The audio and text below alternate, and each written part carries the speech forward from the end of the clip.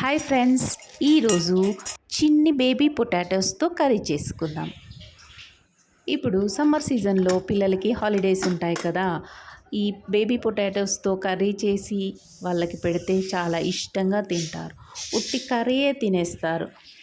అంత బాగుంటుంది ఈ పొటాటో కర్రీ.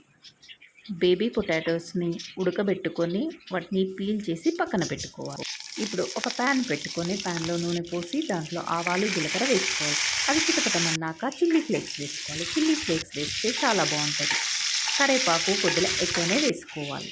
మంచిగా పొటాటోస్ బాగా ఫ్రై చేసుకున్న తర్వాత కొద్దిగా పసుపు వేసుకోవాలి. పసుపు వేసుకొని ఫ్రై చేసిన తర్వాత దాంట్లో పల్లీల పొడి వేయాలి. పల్లీల పొడి వేస్తే దీంట్లో చాలా టేస్ట్ ఉంటుంది.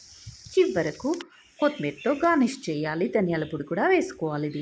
ఆలు పల్లీలు పిల్లలకి చాలా హెల్దీ కాబట్టి సమ్మర్ సీజన్లో చేసి పెట్టండి, ఇష్టంగా తింటారు. Thank you for watching. Please subscribe to Siri channel.